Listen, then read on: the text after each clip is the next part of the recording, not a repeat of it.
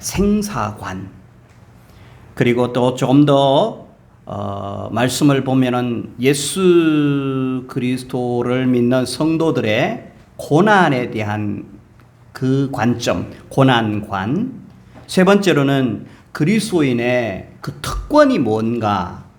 그래서 19절부터 26절까지는 좀 생사관, 삶과 죽음이 뭐냐 도대체. 그리고 그리스도인으로 살아간다는 것이 영광과 고난이 번갈아 가면서 있는데, 골짜기도 있고 산정상도 있고 번영도 있고 또 아픔도 있고 절망도 있는데, 그래서 그 가운데 고난을 우리는 어떻게 해석을 해야 하는가. 그렇다면 그리스도로 살아가는 데 있어서 특권은 과연 무엇인가. 그것을 좀 다양한 그런 주제이죠. 너무 중요한 그런 말씀인데요. 우리가 이제 좀 죽음이 가까이 오는 사람들이 많잖아요. 그럴 때에 한 번쯤은 시간을 내어서 삶이란 무언가, 삶이란 무언가, 산다는 것이 도대체 뭔가, 이 짧은 질문을 놓고 길게 고민하고 진지하게 묵상을 하고 내 혼자 한번 생각도 해보고, 그리고 일반적인 서적도 좀 찾아보면서 마침내는 성경을 통하여 답을 얻어야 됩니다. 동시에 죽음이란 뭐지? 이것에 대해서 준비하고 미리 많이 정리를 해놓으면 당당하게 죽을 수가 있고 두려워하지 않습니다. 축구도 충분하게 준비하면은 활도 충분하게 준비하고 쏘고, 공부도 충분하게 준비하면 내공이 있어서 어떤 문제가 나와도 든든합니다. 근데 준비하지 않고 생각하지 않고 그러면은 너무너무 당황하게 되어지죠. 고난에 대해서도 마찬가지고 또 특권에 대해서도 마찬가지고. 여러분들, 이것을 오늘 말씀을 여러분들이 좀 들여다보면서 이 말씀에서 사도 바울이 이 말씀의 스토리를 통해서 답을 내주었습니다. 그래서 어떻게 사는 것이 정말 진정으로 가치 있고 의미 있는 삶인가, 성공적인 삶인가, 그리고 어떻게 죽는 것이 바로 가치 있고 의미 있는 죽음인가, 우리가 한번 답을 성경을 통하여서 여러분들께서 찾아보시기를 바라겠습니다. 준비된 사람은 한마디로 깔끔합니다. 너저분하지는 않아요. 삶에도 그렇고 또 이렇게 죽음에도 그렇고. 자, 우리가 생각을 전개할 때 인생이란 뭔가, 돈이란 뭔가, 그냥 막연하게 표준 없이 또 가르침 없이 그냥 나 혼자 멍 때리면서 저 바다를 바라보면서 빌딩을 바라보면서 산을 바라보면서 그냥 내 속에 흘러가는 대로 자유자재로 여행을 할 수도 있습니다만은 그건 굉장히 나태하고 게으른 짓이죠. 우리가 생각을 전개할 때는 정말 성경을 따라가면 참 좋아요. 그냥 풀면 안 됩니다. 그냥 풀면은 함정에 빠져버립니다. 인생이 뭐냐, 새가 뭐냐, 천둥이 뭐냐, 지진이 뭐냐, 집이 뭐냐, 차가 뭐냐, AI가 뭐냐, 이렇게 그냥 하면 답이 나오지를 않아요. 고뇌만 더 크고 머리만 복잡을 따름입니다. 따라서 오늘 중요한 것은 나의 고민은 성경 따라가라는 겁니다. 성경의 맥락을 따라가고 성경에서 말씀했던 그 사람이 처한 상황, 그의 시대적인 배경, 그거는 어떤 상황에서 이런 고민을 했을까 우리가 생각하면서 우리가 함께 고민하면, 그래서 거기에 그 말씀과 그 스토리를 보편화시키고 그것을 삶으로 적용하게 되어지면 내 것이 될 수가 있다는 겁니다. 오늘 우리는 바울이 감옥 속에 있다, 환경이 삶을 압도하는 상황 속에 놓여 있다, 환경 앞에 절망할 수밖에 없고 낭망할 수밖에 없는 굉장히 열악한 상황 속에 놓여져 있다. 굉장히 매우 현실적인 그런 어떤 갈망을 할 것이고 매우 절박한 상황 속에 놓여서 그는 과연 어떤 상황 속에서 무엇을 생각하고 있는가, 그 속에 바울의 마음으로 들어가야 됩니다. 성령께서는 바울이 처해 있는 그 상황을 통하여 이 시대에 오고 오는 많은 사람들로 하여금 너희들도 같은 상황으로, 보편적인 상황으로 나아갈 수 있으므로 바울의 상황을 깊이 묵상하면서 그 속에서 답을 찾아내라는 것입니다. 오늘 여러분, 우리가 절박하게 삶이란 무엇인가, 죽음이란 무엇인가, 성경 한 구절 한 구절을 우리가 조금 읽고 또 그 성경을 현대인 성경으로 해석도 하고 거기서 이제 좀 삶이 무엇인지를 그리스도의 생사관에 대해서 이제는 하나씩 풀어가려고 합니다. 자, 먼저 여러분들 우리가 제일 좋은 것은 하나님 말씀을 읽고 그 말씀 먼저 맥락을 이해하는 것이 중요합니다. 1장 빌립보서 1장 19절, 오늘 19절 먼저 읽겠습니다. 시작. 이것이 너희의 간구와 예수 그리스도의 성령의 도우심으로 나를 구원에 이르게 할 줄로 아는 거로. 오늘 제가 잘 끝내면 좋겠습니다만은 45분까지만 딱 떼어지면은 제가 요즘 이제 좀 많이 하지 않기로 그래서 45분쯤 되어져 눈치를 좀 주시길 바랍니다. 아멘 크게 하면은 제가 그때부터 이제 마무리 기도를 하고 말씀을 정리하려고 하는데요.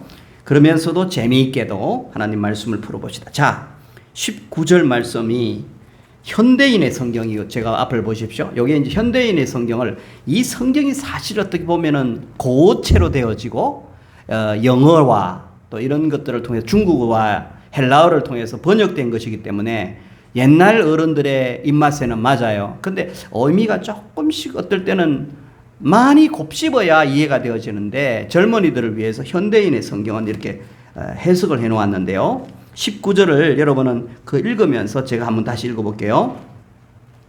여러분이 나를 위해 기도해 주고 성령께서 나를 도와주고 계심으로 내가 겪는 이 모든 일들이 결국은 내 구원이 될 것이라는 사실을 나는 압니다. 이렇게 되어 있어요.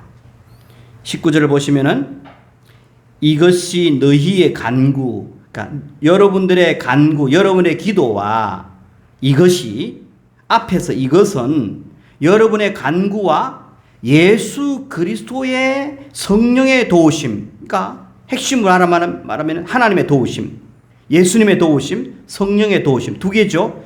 여러분의 기도 플러스 성령의 역사, 성령의 도우심은 이퀄 A 플러스 A 더하기 B, 1 더하기 1은 그 다음에 2가 나오는 거예요.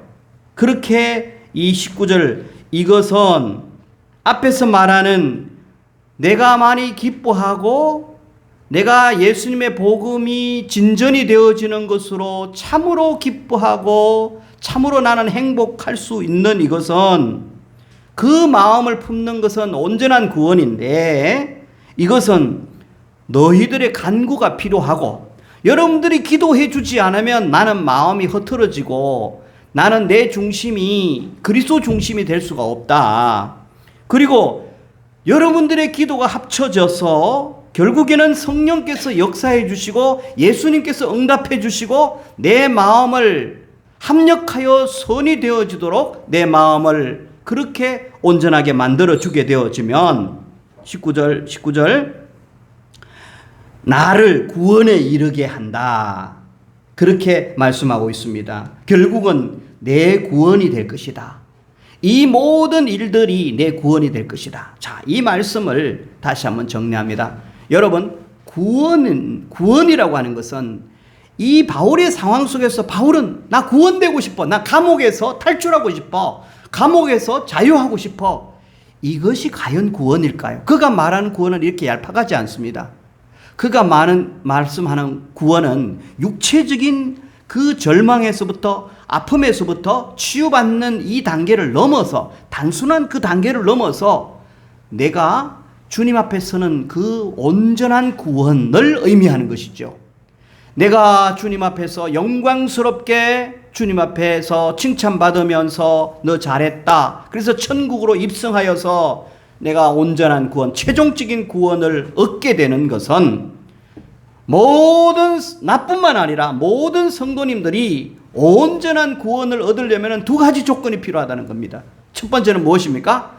성도들의 기도가, 성도들의 간구가 필요하다는 거예요. 그래서 우리는 어떤 사람들은 아이고 목사님들이든 다른 사람들이 내가 혼자 기도하면 돼. 나 혼자 살면 돼. 그리고 나는 내 혼자 해결하고 내 혼자 결정하면 돼. 하나님 도우심이 필요 없어. 하나님 뭘 도와? 하나님에 대해서 의지하지 않고 하나님의 역사에 대해서 신뢰하지 않는 이런 인생은 가치 없는 인생이라는 거예요.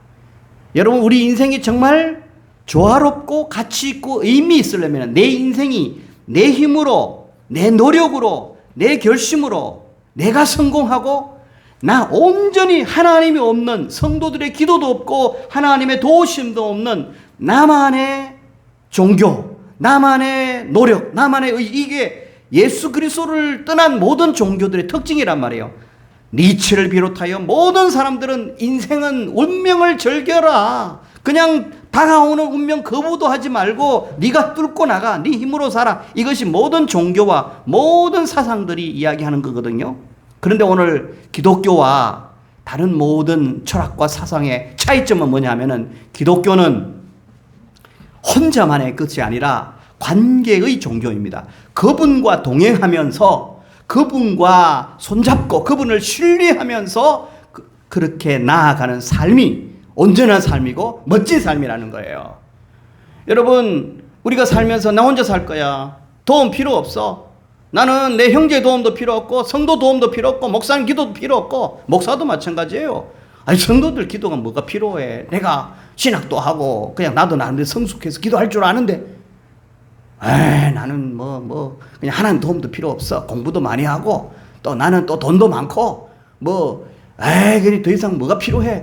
이렇게 인본적으로 살아가는 것은 의미 없는 인생이다. 냄새가 정말 인본적인 냄새, 썩은 냄새밖에 나지 않는다. 그래서 오늘 이 19절에서 참 인생이란, 참 가치 있는 인생이란, 참 삶이란, 멋진 삶이란 바로 매력적인 인생이란 뭡니까? 성도의 기도를 먹고 또 하나님의 역사를 입어서 그렇게 이루어가는 삶이 의미 있고 가치 있고 매력적이고 성공적인 삶이다. 이거 첫 번째 정의입니다. 할렐루야. 아멘이 없습니까? 네, 이해됐죠? 19절 이해됐죠? 그래야 종착역에 가서 온전한 구원, 의미 있는 구원, 주님이 인정하는 구원의 반열에 들어가게 되어진다는 것입니다. 자, 이 19절의 이해, 여기서 삶이란, 앞에서 제가 삶이 뭡니까? 나 혼자 그냥 살아가는 거예요. 자연인이 되는 거예요. 쏙 편하게 사는 거예요. 나 혼자 잘 먹고 잘 사는 거예요. 이것은 우리의 가치관이에요. 자기의 가치관이에요. 근데 오늘 이 말씀을 통해서 응용할 수 있어요. 삶이란 뭡니까? 관계입니다. 도움 받고 도움 주고. 기도가 그거 아닙니까? 관계입니다. 협력입니다. 그리고 사람들과의 관계입니까? 하나님과의 관계는 없습니까? 있잖아요. 하나님의 도움, 사람의 도움도 주고받는 것. 삶이란, 멋있는 매력적인 삶은, 성공적인 삶은 좋은 관계입니다. 이렇게 또한 재정리를 할 수가 있어야 된다는 거예요. 그래서 우리 속에 나는 그냥 나 혼자 냉장고 속에 수박 놔두고 그냥 혼자만 먹고 맛있는 건 나 혼자만 먹고 나 혼자만 배에 두들기고 나만 행복하면 돼. 이런 생각은 바꿔야 된다는 겁니다. 좀 나누어 주고 베풀어 주고, 성도들이 연약한 성도가 있고 연약한 목회자가 있고 선교사가 있으면 중보하고 기도하고. 오늘 빌립보 교회가 그렇게 살지 않았습니까? 바울이 그렇게 살지 않습니까? 바울도 그들에게 기도를 주고 그들도 바울을 향하여 기도하고 이렇게 살아가는 이 삶이 멋진 삶이라는 것입니다. 20절 읽겠습니다. 20절 시작. 나의 간절한 기대와 소망을 따라 아무 일에든지 부끄러워하지 아니하고 지금도 전과 같이 온전히 담대하여 살든지 죽든지 내 몸에서 그리스도가 존귀하게 되려 하나니. 20절을 현대인 성경을 다시 읽어보겠습니다. 내가 간절히 기대하고 소망하는 것은, 여러분들은 간절히 기대하고 소망하는 것이 무엇입니까? 바울은 감옥 속에서 빨리 감옥에서 탈출하고 싶어, 이런 거라고 생각할 수가 있죠. 그런데 나 바울이 간절히 기대하는 것, 나 바울도 간절히 소망하는 것이 있다. 그것은 그 다음 편에 표현되는데, 내가 어떠한 경우에도 부끄러움을 당할 만한 일을 하지 않고 라고 하는 거예요. 어떠한 경우에도 부끄러움을 당할 만한 일을 하지 않고, 그 다음에 두 번째로는 예전과 같이 언제나 담대한 마음으로 내가 살든지 죽든지 내 몸을 통하여서 오직 그리스도께서 영광을 받게 되는 것입니다. 존귀하게 되어진다라고 하는 표현을 여기에서는 그리스도께서 영광을 받게 된다는 것이다, 이렇게 표현했습니다. 여러분, 바울은 감옥에서도 꿈이 있었습니다. 꿈이 없는 사람은, 꿈이 없는 인생은, 목표가 없고 꿈이 없고 목적이 없는 인생은 가치가 없어요. 인생은 오늘 간절한 기대와 소망이 있어야 된다. 꿈이 없고 비전이 없고 의미가 없는 인생은 그냥 부유하는, 떠다니는 인생이요. 인공위성처럼 그냥 떠다니는 유랑객이 되는 거예요. 나그네 인생이 되는 거예요. 근데 바울은 내가 정말 꿈이 있습니다. 간절한 기대가 있습니다. 소망이 있습니다. 그게 뭡니까? 여러분들은 솔직히 가슴에 손 얹고, 여러분 꿈이 뭐예요? 꿈이라고 하니까 나 늙어서 무슨 꿈입니까, 목사님? 그러면은 간절한 기대가 뭡니까? 여러분, 정말 간절한 기대가 뭐예요? 여러분, 간절한 소망이 뭐예요? 써보라 그러면은 한 30분을 줘도 뭐지 그러고 나서 쓰지를 못해요. 그러다가 한두 개 쓰는데, 우리 딸 시집 가는 거, 좋은 신랑 만나는 거, 우리 사이 좋은 직장 계속 다니는 거, 뭐 이렇게 육체적이고 현실적인 거를 몇 자를 쓰게 되어져요. 오늘 한번 생각해, 나는 과연 살면서 지금 앞으로 살아가면서 나의 꿈과 나의 기대는 나는 뭐냐? 답이 안 나오면 우리는 성경을 따라서 생각하라고 했잖아요. 그죠? 그러면서 비교하는 겁니다. 바울은 어떠한 경우에도 내가 살면서, 내가 살아있는 동안 어떤 상황 속에서도 부끄러운 일을 당할 만한 일을 하지 않는다는 거예요. 내가 살면서 부끄러움을 당할 일을 하지 않는다. 여러분, 부끄러움을 당한다는 것도 두 종류로 나눌 수가 있잖아요. 사람은 사람을 많이 의식하는 사람이 있어요. 그리고 하나님을 의식하는 사람이 있어요.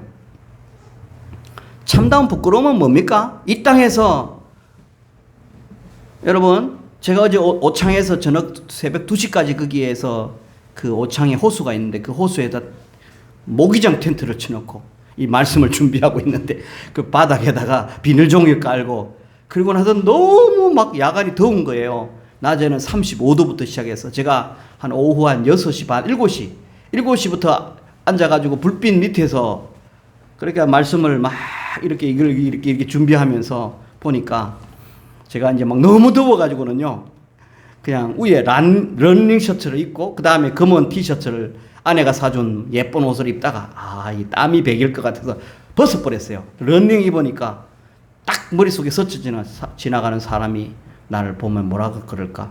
그런데 그 다음에는, 나를 아는 사람은 여기 아무도 없다. 뭐 부끄러워할 필요 없다. 그리고는 그냥 또 좀 지나서는 그냥 수건을 하나 딱 하고는 걸치고는 이 속옷마저도 벗어버렸어요. 아이고, 얼마나 땀이 나오든지. 그러면서도 뭐 부끄러울 거 하나도 없다. 그렇지만 약간 1%, 3%는 부끄러움이 있긴 한데 얼른 또 갈아입기도 하고 그랬습니다만은, 제가 이야기하고 싶은 것은 그거예요. 사람들은 다른 사람이 나를 어떻게 평가할까, 이것에 대해서 내 얼굴 팔려, 이 내 자존심 상해, 여기에 생각을 많이 하는데, 오늘 이 본문 속에서 사도 바울은 부끄러운 일을 당하고 싶지 않아. 나의 꿈과 내 소망은, 나의 간절한 소망은 사람들이 제 복음 전하다가 감옥 속에 들어갔어, 죄 실패해봤어. 끝장이야. 이런 말이 귀에 들어오면 사람 의식하는 거예요. 바울이 과연 그것을 부끄러워했을까요? 오늘 이 맥락 속에서 글을 쓰면서 사도 바울이 사람을 의식하면서 그 부끄러움이라고 하는 단어를 사람을 집어넣었을까요? 여러분 조금만 마음을 쏟으면 그의 기준은 하나님입니다. 하나님 앞에 섰을 때 나는 하나님이 나를 평가했을 때 하나님이 나를 바라보면서 너 뭐하다 왔느냐? 너 인생 낭비하면서 살다 오지 않았느냐? 하나님께서 그를 제쳐버릴 때 하나님께서 그를 같이 평가절하할 때 이것을 의식하면서 이렇게 부끄러운 일을 당하고 싶지 않다는 그런 이야기죠. 이렇게 이야기를 할 수 있었던 것은 그 다음 구절이 해석을 해줍니다. 앞에 이 말씀이 가능한 것은 20절에 보니까 부끄러움을 당할 만한 일을 하지 않고 하나님 앞에서 나는 이 땅에 살면서 부끄러운 일을 당하고 싶지 않다. 부끄러운 일을 하고 싶지 않다.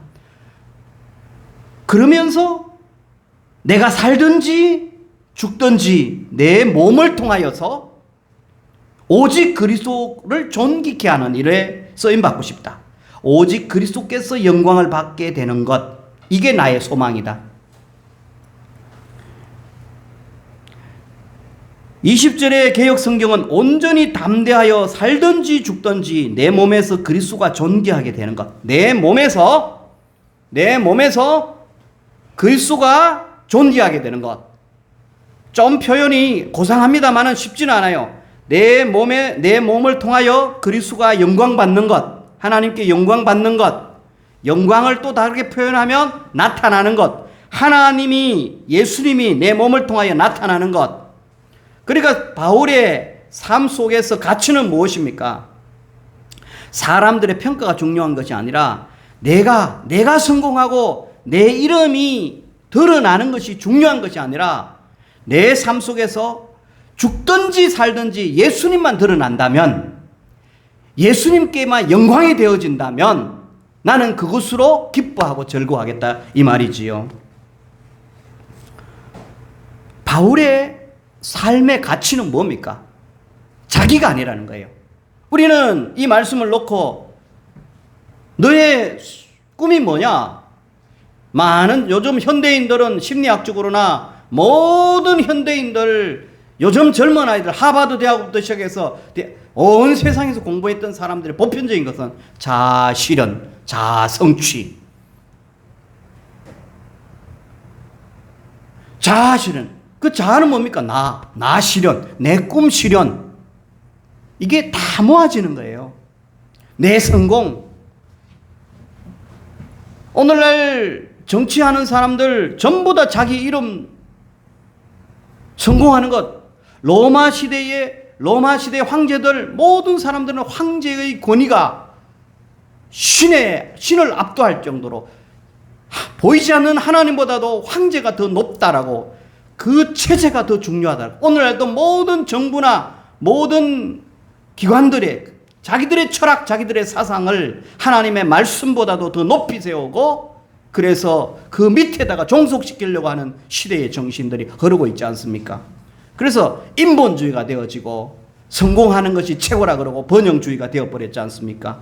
그런데 오늘 사도 바울은 이 시대에 로마도 꺾어버리고, 로마는 황제 숭배, 권력 숭배, 성공 숭배, 힘이, 정의가, 법이 최고야 라고 하는 것을 누르고, 나는 그것을 동의하지 않아. 나는 우리 인생이 가장 잘 사는 인생이라는 것은 사람을 의식하지 않고 그리스도를 존귀케 하는 것, 하나님께 영광 돌리는 것, 이것이 최고의 가치고 최고의 의미고, 이렇게 살다가 하나님 앞에 가야 하나님께 칭찬받는다는 거예요.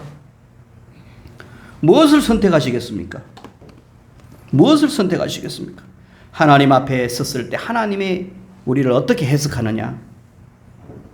하나님 앞에 부끄럽지 않는 인생, 이 땅에 살면서 그리스도를 존귀케 하고 주님을 드러내고, 항상 주님이라면, 주님의 명예를 위하여라면, 하나님 나라를 위하여라면 내가 좀 부끄러움을 당하고 고난을 당하고 어려움을 당하여도 아이고 이쯤이야, 주님만 드러난다면 이게 바울의 정신 아니었습니까? 이게 모든 베드로와 모든 제자들의 정신 아니었습니까? 바울의 입을 통하여서 이렇게 성숙한 바울이 살아가는 이 모습을 통하여서 하나님께서는 하나님의 말씀화시켜서 이 시대의 일을 살아가는 사람들에게 보편적인 메시지를 던지는 겁니다. 잘 산다는 것은 네가 성공하는 게 아니야. 네 이름 드러내는 게 아니야. 예수님을 존귀케 하는 것. 성경이 성경되게 하고 성경이 너를 해석하게 하고 말씀이 너를 끌고 가는 인생, 주님이 너를 끌고 가는 인생, 주님께 순종하는 인생, 이것이 바로 잘 사는 인생이야. 오늘 저와 여러분은 이렇게 주님만 존귀케 하는 그런 인생 되기를 간절히 기도하면서 살아가게 되기를 주의 이름으로 축원합니다. 사람들의 시선, 그것 조금 우리가 내려놓을 필요가 있습니다. 자, 여기에서 생사관이 나오잖아요. 살든지 죽든지. 주님을 위해서라면 죽을 수도 있고, 주님이 유익이 되어진다면 내 생명 여기서 끝나도 내가 때로는 복음 전하다가 순교당할 수도 있고, 복음 전하다가 내가 손해볼 수도 있고, 복음 전하다가 나는 부자 안 될 수도 있고, 복음 전하다가 상처받을 수 있고, 복음 전하다가 내 명예 쫓겨남을 당할 수도 있고, 매를 맞을 수도 있고, 주님이 잘 된다면, 주님이 영광된다면, 이런 것으로 우리는 우리 가치관이 확 들어차 버려야 됩니다. 그래야 떳떳하고, 그래야 야 내가 이렇게 살다가 내가 이렇게 죽고 나면 주님은 나를 인정할 거야. 주님은 나를 안아주실 거야. 여러분, 그래야 죽음이 두렵지 않는 것인 줄 믿으시기 바랍니다. 자, 그러면서 21절부터는 이제 계속 그 다음에 설명이기 때문에 21절부터 이렇게 한번 제가 읽어보겠습니다. 21절. 자, 그리스도께서 영광을 받게 되는 것입니다. 이것이 바로 나의 소망이고 간절한 기대입니다. 21절. 그런 까닭은 내게 있어서 사는 것이 그리스도시니 죽는 것도 또한 유익하기 때문입니다. 살아도 유익하고 죽어도 주님 교회가 유익이 되어지고 주님의 이름에 유익이 되어진다면 살아도 의미가 있고 죽어도 의미가 있고, 자기가 없잖아요. 자기가 나타나지 않잖아요. 나는 그리스도 안에 죽고 그리스도만 산다. 이게 바로 바울의 생사관이었습니다.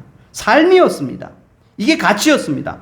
22절도 같은 힘. 그러나 육신을 입고 계속 살아가는 이것이 나에게 수고의 결실을 가져다 주는 보람된 일이라면, 사도 바울은 더 살려고 하는 욕심, 내가 이렇게 육신을 입고 지금 당장 내가 죽어도 하나님께 영광이 되어진다면 죽음을 두려워하지 않고 나가 죽음을 선택할 수 있어. 근데 내가 좀 더 살아야 된다면 나는 공동체와 이웃에게 정말 유익이 되어진다면 나는 더 살고 싶어. 이런 이야기입니다. 여러분, 그래서 참 삶이란, 또 여기서 하나의 정의를 내려야 됩니다. 삶이란 유익이 되느냐, 이웃에게 유익이 되어지느냐, 그리고 정말 삶이란 내가 수고하고 헌신하는 것에서 열매가 있고 결실이 있느냐, 결실이 있고 열매가 있는 삶을 계속 산다면 사는 것을 우리는 박수 칠 수가 있는 것이죠. 사도 바울은 그렇게 이야기합니다. 22절. 그러나 육신을 입고 계속 살아가는 이것이 나에게 수고의 결실을 가져다 주는 보람된 일이라면 내가 죽는 것과 사는 것 중에서 과연 어느 것을 선택해야 될지 모르겠습니다. 나는 결실, 유익, 이것을 삶의 가치로 본다 이겁니다. 여러분, 우리가 살면서 남에게 유익이 돼야 됩니다. 교회에 유익이 돼야 됩니다. 공동체에 유익이 돼야 됩니다. 해가 되면 안 됩니다. 그렇죠? 내가 오늘 남에게 유익이 되어지고 남을 도와주고 헌신하고 또 내가 살아가는 것 속에서 열매가 있고 결실이 있다면 그 삶은 가치 있는 삶이다. 24절.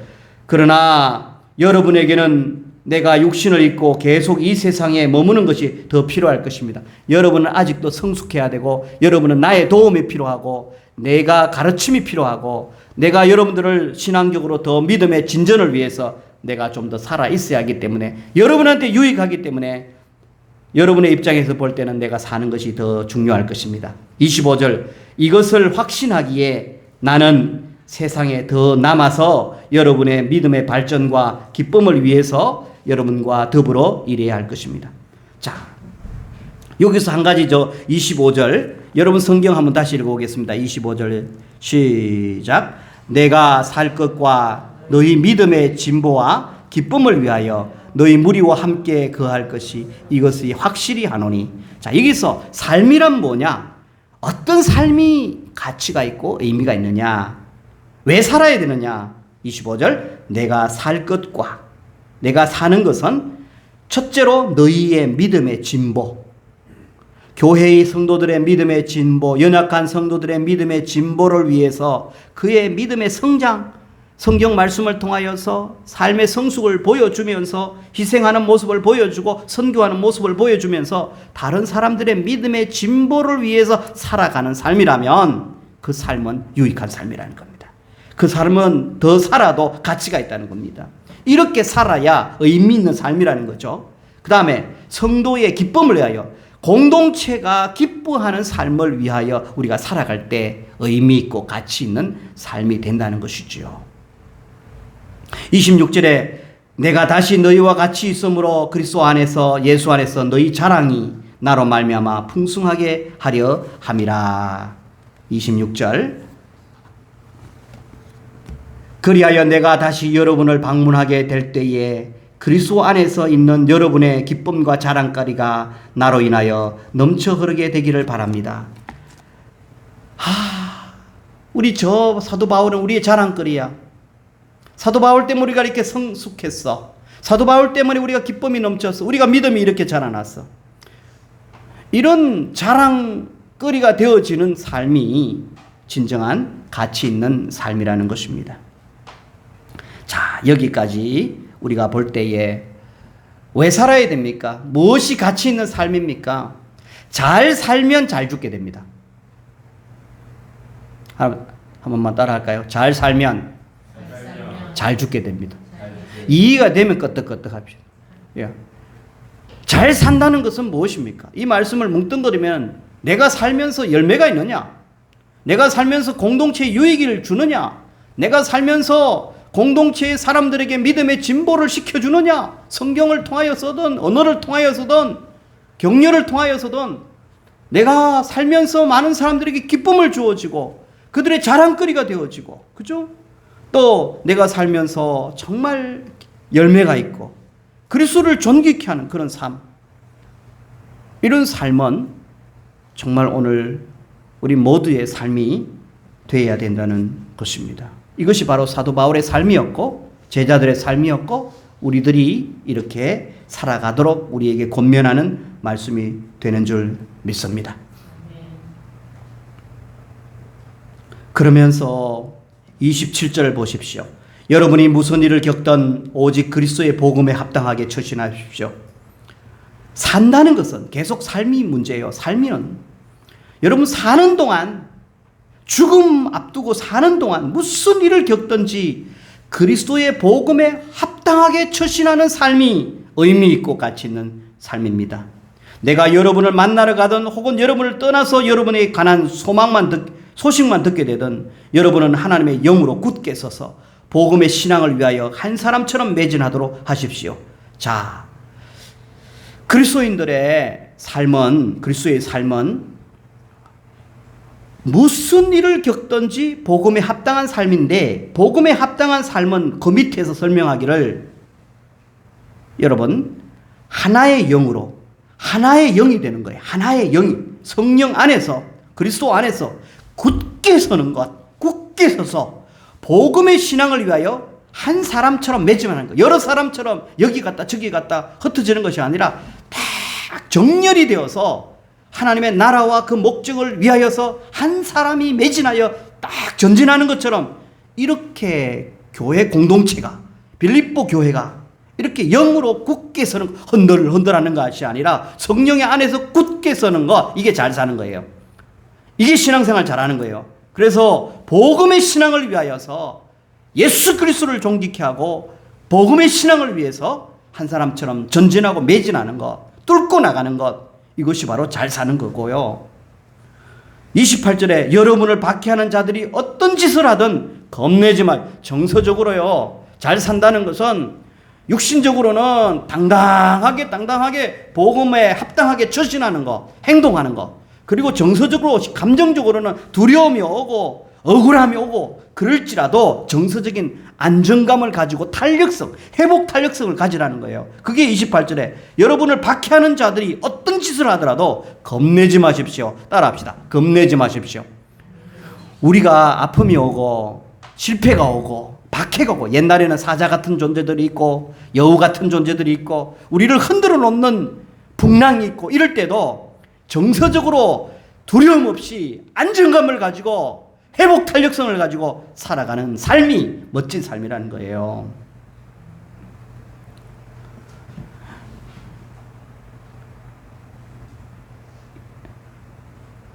결론입니다. 29절 30절입니다.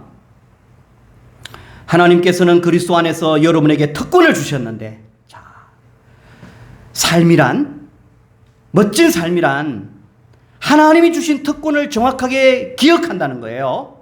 자, 보십시오. 그것은 여러분이 그리스도를 믿는 것뿐만 아니라 그리스도를 위해 고난을 받는 것도 다 포함되어 있습니다. 자, 우리의 특권은 뭡니까?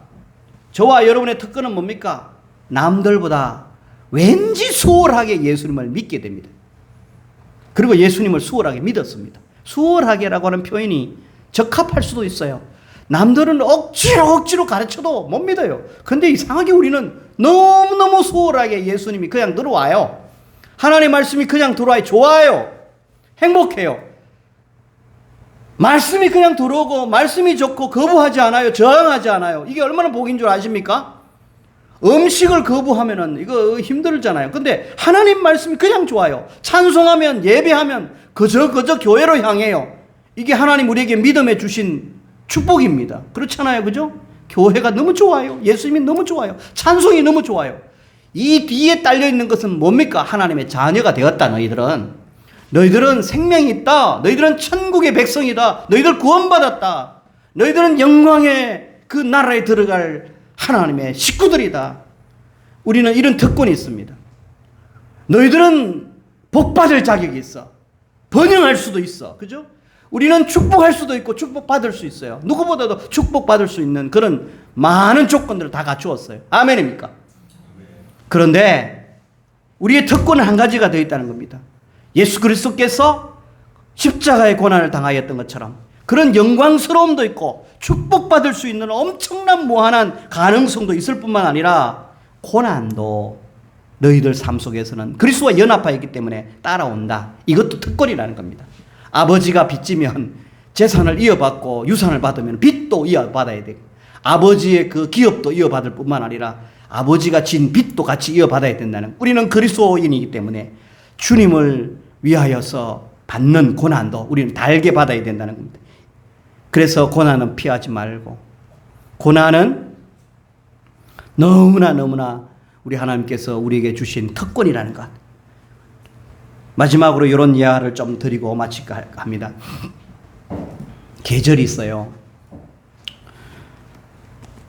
인도네시아나 말레이시아에서 자란 나무들이 참 아람들이 나무가 커요. 그 나무들이 한국에 들어와서 보면은 이렇게 키워보면은 겨울이 없고요. 여름만 많은 나무들은 속에 뭐가 없습니까? 무늬는 있어도 나이테가 없어요.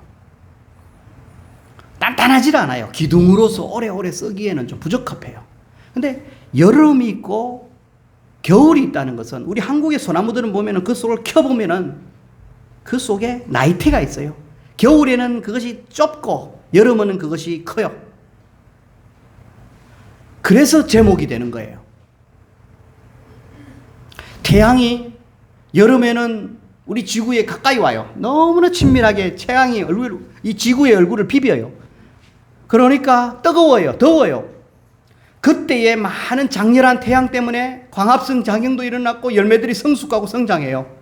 그러면 태양이 우리 지구를 조금 미워해서 조금 떠나가요. 그러면 겨울이에요. 나 좀 너더라고, 거리 좀 두다. 그럴 때는 겨울이에요. 여름이 있고 겨울이 있고, 이름으로 인하여서 우리의 지구에는 너무나도 아주 신비로운 일들이 너무나도 많이 일어나요. 겨울이 고난이라면 여름은 축복이다. 영광이 있고 고난이 있어야 단단한 나무가 되듯이, 우리 인생 속에서도 너무너무 고난이 오고, 고난이 없이 너무너무 그냥 무성하게만 자라면 제목으로 쓰일 수가 없어요. 그래서 우리 하나님께서는 그리스도인들에게 영광과 고난을 적절하게 아주 골고루 배치를 시키면서 우리를 성장시키고 성숙시켜서 하나님의 사람으로 그렇게 키워간답니다. 오늘 그렇다면 이제 우리는 어찌 살아야 합니까? 잘 살아야 됩니다. 그리스도 중심으로 살아야 됩니다. 주님 존귀해야 됩니다. 믿음의 진보를 위해서 살아야 됩니다. 이웃을 생각해야 됩니다. 이웃의 유익이 되어야 됩니다. 열매 맺으면서 살아야 됩니다. 이것을 이렇게 살다 보면 때가 되어서 수명이 다하여서 하나님 부르시는 날 두렵지 않습니다. 하나님 어석히 불러주십시오. 이제는 주께서 주신 그 일 제가 부족하지만 어느덧 다 하였나이다. 이제 눈 감게 하옵소서. 죽음아 웰컴. 이렇게 했는데 싫어가 아니라 무서워 아니라 주님 어서 보고 싶어요. 제 기력이 다할 때까지 주님을 존귀케 하였나이다. 정말 열심히 살면 주님 앞에서 당당하게 설 수 있답니다. 이것이 바로 그리스도의 생사관이고 그리스도의 고난관이고 우리의 특권. 여러분 이걸 기억하시면서 승리하는 저와 여러분 되시기를 주의 이름으로 축원합니다. 오늘 이 말씀 생각하면서 하나님 우리들도 그리스도를 존귀케 하는 삶을 살게 해 주시옵소서. 어떠한 고난이 있어도 징계가 아니라 하나님의 은혜의 선물임을 깨닫게 하여 주옵소서. 우리에게는 특권도 주셨고 고난이라고 하는 이 또 다른 하나의 그리스도의 시민으로서 복음에 합당하게 살 수 있는 그런 권리와 이 특권을 주신 하나님 감사합니다. 여러분 1, 2분 동안 오늘 주신 말씀 생각하면서 내 것으로 삼으면서 통성기도 하도록 하겠습니다. 다 같이 기도하겠습니다. 하나님 아버지 감사합니다. 여호와 하나님 아버지 참으로 감사합니다. 우리에게 하나님 아버지 오늘도 말씀을 함께 바라보면서 우리가 정말 진정으로 이 말씀 때문에 우리가 살고 말씀 때문에 우리의 새로운 인생관 가치관을 정립할 수 있게 하심을 감사합니다. 여호와 하나님 아버지 참으로 우리가 살아도 주를 위하여 살게 하시고 죽어도 복음을 위하여 살게 하시고 그리스도가 내 안에서 존귀케 되어지게 하여 주옵소서. 내 성공 하나님이여 내 참으로 명예를 위해서 살려고 했던 우리의 삶을 전복시켜 주시고 가치관의 전복이 일어나게 하여 주시기를 원합니다. 하나님 그래서 작게 살아도 작아도 주님과 동행한다면 주님과 하나님과 아름다운 관계를 맺는다면 그것이 참 가치요 인생이요 의미인 것을 오늘 말씀을 통하여 함께 배우고 함께 묵상하여 싸우니 이 말씀대로 살아낼 수 있도록 도와주옵소서. 그리스도를 드러내는 것이 진정으로 성공이요 그리스도를 드러내는 것이 참으로 우리 하나님 기뻐하시는 성공적인 삶인 것을 알면서 이제는 어떠한 박해가 와도 어떠한 고난이 와도 물러서지 않게 하시고 하나님 회복의 탄력성을 가지고 정서적인 안정감을 가지고 달려가는 우리가 되게 하여 주시옵소서.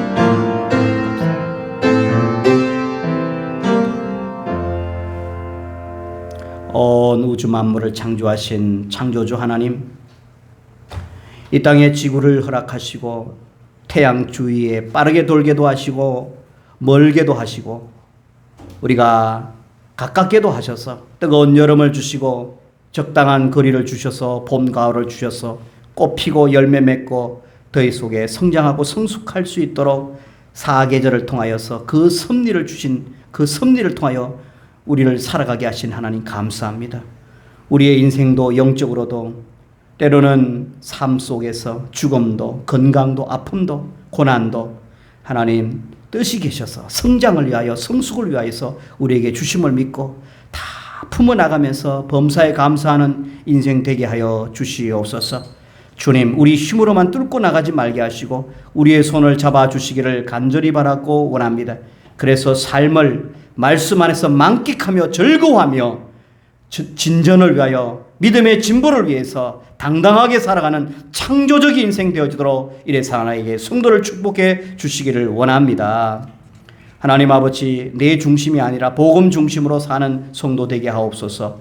이웃의 유익과 열매를 맺는 결실하는 삶을 살 수 있도록 치료를 축복하여 주시옵소서.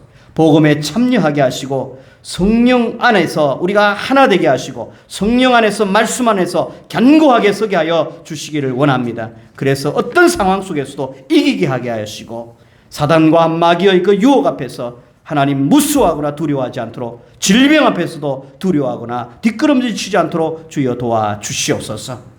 이 땅의 가정과 국가와 교회 공동체가 하나님 진정으로 하나 되기를 원합니다. 대한민국과 온 세계 열방이 하나 되게 하여 주시옵소서. 말씀 앞에서 부복하게 하여 주옵소서. 모든 세상의 지도자들, 미국으로부터 시작하여 러시아, 우크라이나, 대한민국 모든 지도자들을 선택하신 주님을 찬양합니다. 주님, 그러나 그들이 자랑을 하지 않게 하시고 생색도 내지 않게 하시고 오직 국민을 위하여서 꼭 필요한 유익된, 정말 백성들의 유익을 위하여, 결실을 위하여서 전 정책을 펴는 기회에 주어졌을 때 최선을 다하는 모든 지도자들로 축복해 주옵소서. 교회를 주신 주님, 교회들이 목적에 충실하게 하시고 본질에 충실하게 하여 주옵시고, 교회가 동창회가 되지 말게 하시고, 교회는 예수 그리스도를 존귀케 하고 하나님의 나라와 복음을 위해서 전진을 거듭하는 교회의 사명 감당하는 교회들이 되게 하여 주옵소서. 하나님, 7월부터는 예배가 살게 하시고 말씀이 살게 하시고 기도가 살아나게 하여 주시옵소서. 유일신 되신 우리 하나님을 배척하고 체제를 더 좋아하고 공산주의를 더 좋아하고 하나님 아버지 독재를 더 좋아하는 이 시대 속에서 하나님을 높이는, 하나님 참다운 하나님 중심의 나라가 되어지도록 인본주의를, 번영주의를 이기고 복음주의가 되어지도록 이 땅을 축복해 주옵소서. 장마와 더위 속에서 하나님 매년 반복되어질 때 지도자들에게 지혜를 주셔서 잘 준비하고 대비하게 하시고 온 백성들 지혜롭게 이 난관을 잘 극복할 수 있도록 도와주옵소서. 시대 흐름 속에서 바울의 생사관과 바울의 특권과 또 바울의 그 고난관을 우리가 잘 정립하여서 당당하게 살아가는 우리 교회가 되어지도록 역사하옵소서. 예수님의 이름으로 축복하며 기도하옵나이다. 아멘.